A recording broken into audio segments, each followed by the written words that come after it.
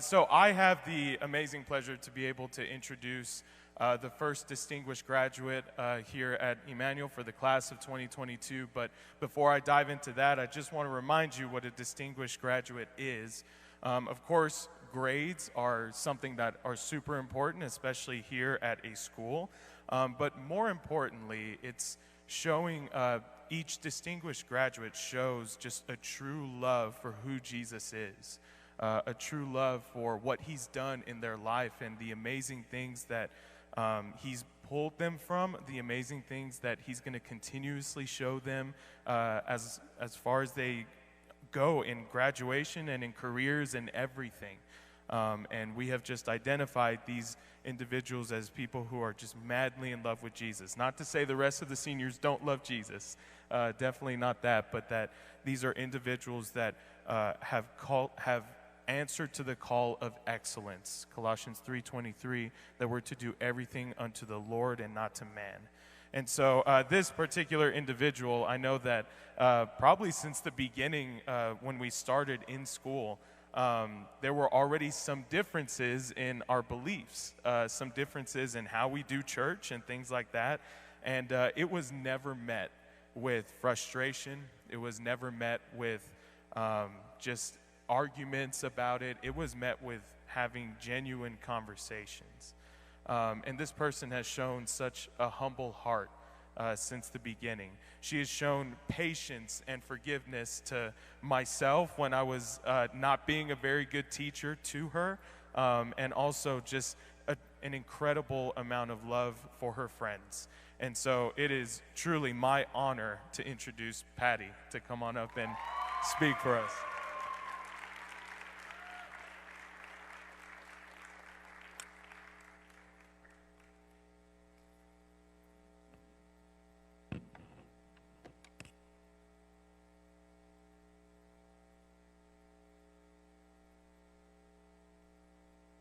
So, hello everyone, my name is Patricia Garcia, for all those who don't know me.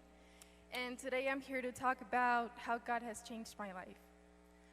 But before I get started on that, I'd like to share some of the pictures of one of the things I love the most in this world, which is my family. So can you go to the next slide? Thank you. So this is my family. The two adults in the picture are obviously my parents. The little one in the middle is my little sister, Sofia. She goes here and she's in 2nd grade.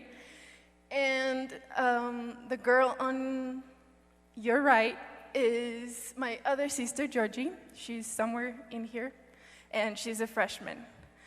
So can you go to the next slide, please? I consider my pets to be part of the family as well, so I included pictures of them.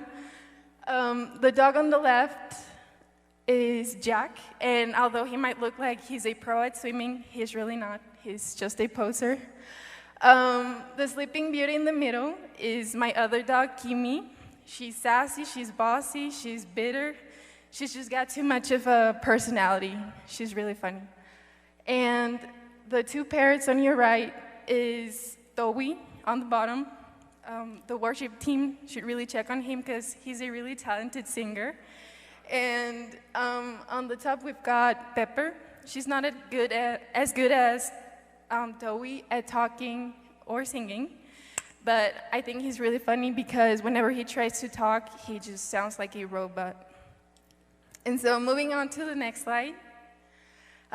These are some other family members, but I won't get into detail because I just don't have that much time. Don't get me wrong, I love them all, but time is precious, and so digressing to what I'm here to talk about, can you go to the next slide, please? Thank you. So how has God changed my life? Well, to be completely honest, I was not a true believer during my early years of life, even though I was raised in a relatively Catholic household, just as how a lot of families do. My family thought of itself as Catholic, but we never really discussed topics regarding religion, or we never went to church, and we certainly lacked an interest in growing a strong relationship with the God we thought we followed. It wasn't until I did my first communion, for those who don't know, the First Communion is a Catholic sacrament in which you have the communion for the first time, and every 7-year-old Catholic is required to go through that.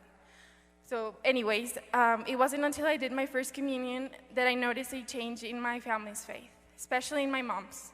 My mom was the first member of my family that Jesus called to be part of his covenant, since it was because of her that we started going to church every Sunday. Nevertheless, that didn't do much for me because I still lived in spiritual death. My mom really tried to encourage us to get to know this amazing God she had gotten to know, but I just never bothered to listen.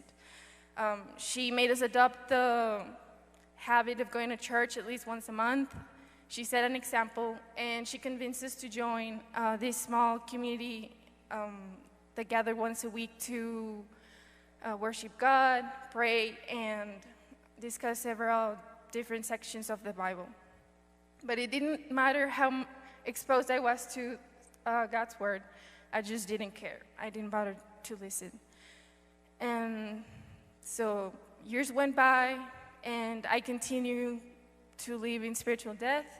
My relationship with God continued to be almost non-existent, and I went to secular schools throughout most of my education career. Thus, I got surrounded by people who either didn't believe in God or were standing where I was. Consequently, Christianity was not a common topic in my conversations until my freshman year, when I had a teacher who made me question everything I thought I believed in. This teacher taught Mexican history. Big parenthesis here for all those who might not be familiarized with Mexican history. When the Spaniards came to Mexico after the arrival of Columbus, Amerigo Vespucio, and Hernán Cortés, they brought the church and they did horrible things to the indigenous people who were living in Mexico at the time. So going back to the story, this teacher taught Mexican history, and he'd always say awful things about God, about the church, about Christianity, Catholics, and whatnot. He'd say things like, oh, the church is just a business, or, oh, the church is the tool the rich use to control the poor. And believe it or not, his comments really struck my faith, mainly because of how weak it was.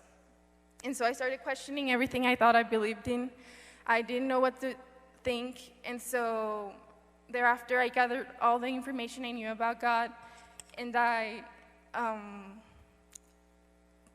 gathered some other information from other points of views I heard of, and then I came up with really silly theories regarding the existence of God. Thankfully, I didn't get to any solid conclusions. And so back then, I used to think that books was the key to become an all-knowing person, but I recently encountered this Bible verse that says something quite different. Can you go to the next slide? Thank you. So Proverbs 3:5 says, "Trust in the Lord with all your heart and do not rely on your understanding." That's interesting. So I basically did the complete opposite. So do not do that. I think we need to understand that the only individual capable of being all-knowing is God. That's it. And so going back to the story, during the summer in which I graduated from 9th grade and started preparing for my journey here at ICS, God gave me and my family a battle that would finally strengthen me. I remember being excited about all the plans I had for that summer, but unfortunately, they stayed just as that, plans, because on a morning of June, an injustice I'll never forget happened just outside of my house, and so one of my family members had to leave unexpectedly. My family and I thought this nightmare was gonna come to an end over the weekend, but little did we know it was gonna chase us for almost 3 months. These were the most turbulent times I've ever been through. I had nightmares all the time, and I felt really unsafe. But luckily, I got sick and tired of feeling that way, and so I decided to turn to my mom's source of strength, Jesus. I didn't really know Jesus, but I decided to trust him with all my heart because I was craving the kind of love he had been offering me for all these years. And so, I'm not gonna lie, it was hard to be faithful at first because of all the questions and all the resentment I had in my heart, but he did respond to my prayers and he strengthened my family significantly. I came to ICS with an open heart and intentions of getting to know the God that loves and cares about so many people, and I did. The Bible class that Ms. Gutierrez, one of the sweetest teachers I've ever known, taught opened my eyes to a beautiful reality that I had been overlooking for all these past years. My faith has grown significantly ever since. I've learned lots of things I would have never thought I'd learn. And although I still need to learn a lot of things, I'm proud of where I'm standing. And I can assure whoever asks that Jesus is capable of changing lives because he changed mine. I went from sitting on the pews without paying attention and not really caring about him or anything really, to enjoying listening to his word and the process of understanding it, and having these intentions of wanting to get more involved in the church bloom in my heart. I did my confirmation a couple of months ago.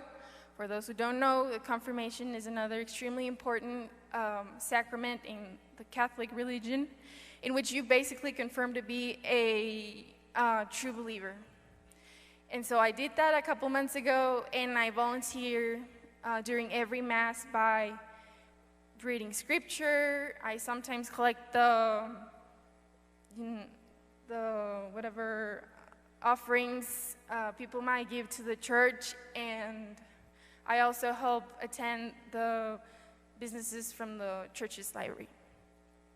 As to my future plans, I've always enjoyed learning, so going to college has always been on my plans. Even so, it was really hard to find a right major and college options for me.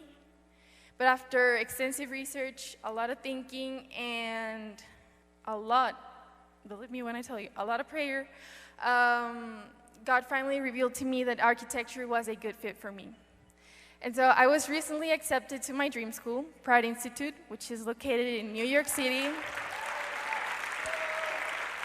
Thank you.